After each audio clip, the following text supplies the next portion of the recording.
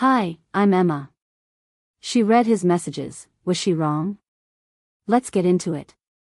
The silence in the apartment was louder than the screaming match that had just ended.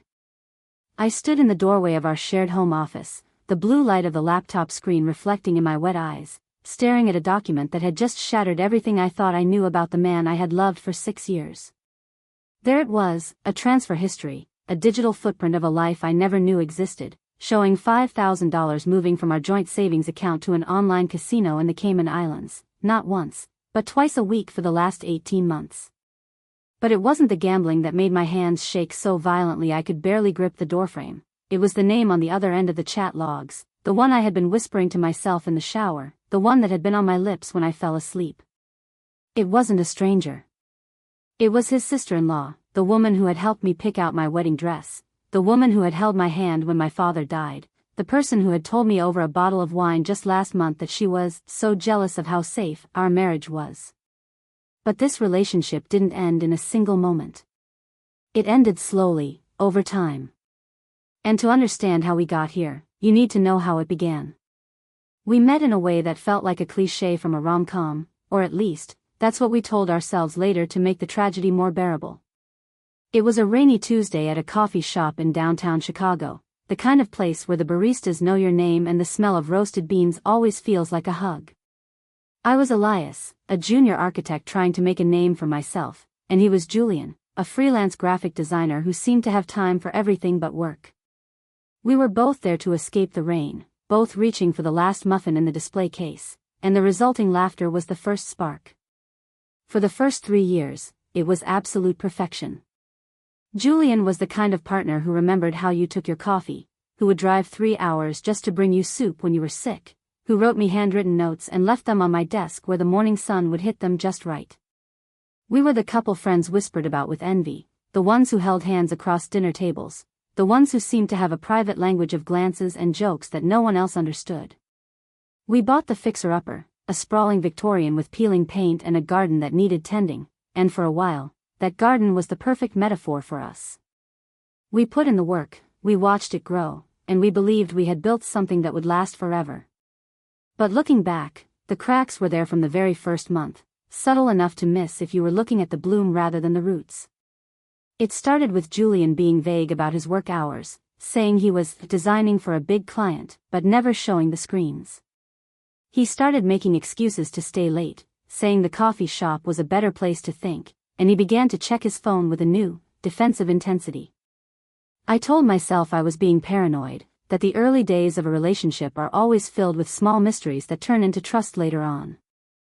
I chose to see the good because I wanted it to be true. I wanted to believe that the man who held me when I cried over my first rejected building plan would never lie to me, so I ignored the way he would suddenly leave the room when his phone buzzed, the way he'd change the subject when I asked about his consulting projects. I was so in love with the idea of us that I became blind to the reality of him. The relationship didn't break all at once, it was a slow erosion, a series of tiny chips that eventually brought the whole wall down. It started with the promises he couldn't keep. He promised we would go to the coast in the summer, but he canceled last minute, citing a crisis at the studio. He promised we would save for a down payment on a bigger place, but our joint account remained frustratingly stagnant while his personal spending mysteriously increased. There were specific moments where I needed him to show up, and he didn't. I remember one night when I had a massive presentation at work and my anxiety was spiking. I called him, expecting him to come over, to talk me through the nerves. Instead, he said he was out with some people, which turned out to be a group of friends I had never met, drinking at a bar 3 towns over. When I finally confronted him about the lie, he didn't apologize. He told me I was overreacting, that I was too sensitive, and that I needed to stop treating him like a prisoner. I tried to make it work. I tried to be the bigger person. I told myself that everyone has their own stress, that maybe he was going through a creative block or a financial crisis I didn't understand. We had a moment, about 2 months later, where I almost packed my bags. We were arguing in the kitchen, the air thick with unspoken resentment, and I said, "I can't do this anymore. I don't know who you are." He looked at me, his eyes filled with a strange mix of panic and something that looked like pity, and he said, "Please, Just give me another month. I swear, this is the last time. I'll fix everything. And that was the hook that kept us in the cycle. The hope that he would change, that the man I fell in love with was still buried under the layers of secrecy and lies. I stayed because I loved the potential of who he could be, and I convinced myself that the love we had was strong enough to weather any storm, even if that storm was being created by the very person standing next to me. Then came the discovery, the unraveling that felt like watching a house burn down in slow motion. It wasn't just the gambling, it was the entire secret life he had built around his lies. For 18 months, Julian had been feeding his addiction, and worse, he had been using my trust to fund it. The affair with his sister-in-law, let's call her Sarah, wasn't just an emotional connection, it was the catalyst that turned his secret into a shared delusion. Sarah knew about the gambling, she knew about the thefts, and she had become his accomplice, or so I thought. The money wasn't just for the casino, it was for Sarah, who was struggling with her own debts and had convinced Julian that they needed to start a side business together. The lie was elaborate. Julian told me he was investing in a tech startup, a high-potential app that needed capital to launch. He showed me fake screenshots, he used a friend's laptop to create fake invoices, and he even had Sarah sign off on documents to make it look legitimate. The moment it unraveled was when I found the bank statement in the mail, the one that came directly from the casino, not the bank. I had been looking for the startup invoice, but the truth was right there, staring me in the face. The confrontation was not the dramatic screaming match I expected. It was quiet, terrifyingly calm. Julian walked in, saw the paper on the table, and his face went from confusion to a hollow realization. "You found it," he said, his voice barely a whisper. "I thought you would never know." He didn't deny it. He didn't cry. He just admitted that he had been in debt for thousands of dollars, that he had been using our savings, and that Sarah had been the one pushing him to take more, telling him he could make it back if he just had a little more capital. He told me that Sarah was the only one who understood him, that he felt like he was drowning and she was the only one who could pull him out. He admitted that the affair was real, that they had been seeing each other in secret for the last year, that the business meetings were just cover for them to meet up, to drink, to plan their next move, to lie to me. He told me that he had started the affair because he felt guilty about the gambling and needed someone to blame, but that the guilt had turned into a feeling of connection he thought he lost in the relationship. It was a confession that made my stomach turn, a confession that made me question every memory I had of us. The aftermath was a spiral into chaos that I never saw coming. The first thing I did was call my best friend, but by the time I got to her, Julian had already called Sarah. The betrayal had spread, and the fallout was immediate. I told our mutual friends, and the silence that followed was deafening. Some tried to mediate, some tried to blame me, but the worst reaction came from the one person I thought would be on my side. Sarah's husband, Julian's brother, called me the next day, his voice dripping with a false calm. "You need to understand," he said, "Julian is a good man.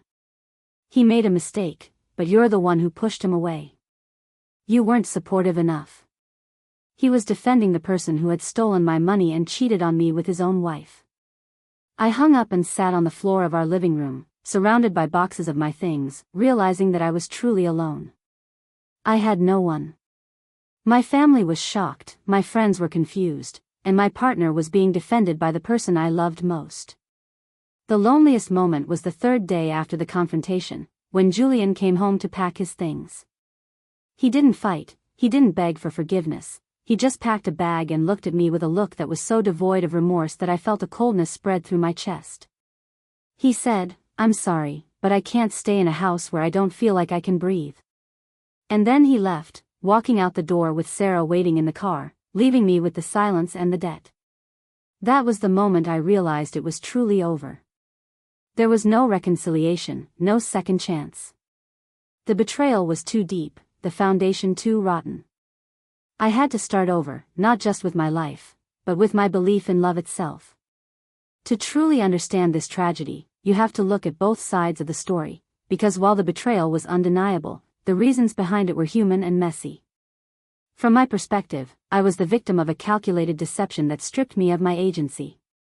I felt foolish for not seeing the signs, for ignoring the red flags that were so obvious in hindsight. I spent years blaming myself, wondering if I was too demanding, if I was the one who drove him to it, if my need for connection had made him feel suffocated. But the truth was that I was just a person who loved deeply and trusted easily, traits that were weaponized against me. Julian, on the other hand, had his own justification. He told himself that he was a victim of his own addiction, that he couldn't control the urge to gamble, and that Sarah was the only one who could save him. He told himself that the lie was necessary, that he was protecting me from the truth of his failures. He saw his actions as a desperate bid for escape, a way to feel alive again in a life that felt stagnant. He told himself that Sarah understood him, that she was his soulmate, and that the marriage was just a formality that had lost its meaning. He didn't see himself as a villain, he saw himself as a man who was trapped and finally breaking free.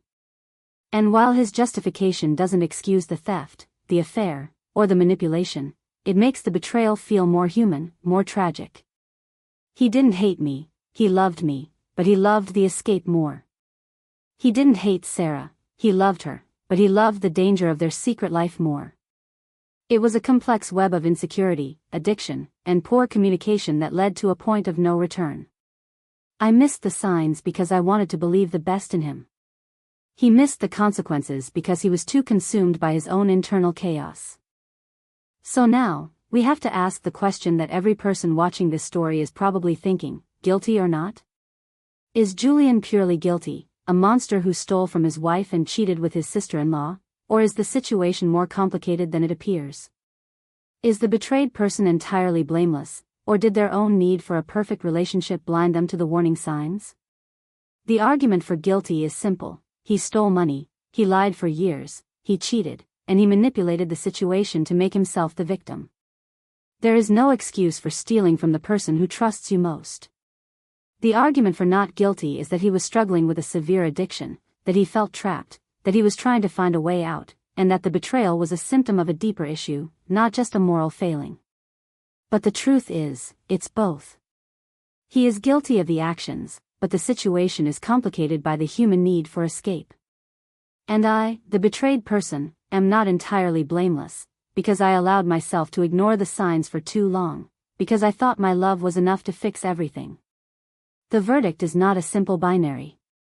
It is a messy, painful reality where both people are flawed, where one person made choices that destroyed a life, and the other person made choices that allowed the destruction to happen.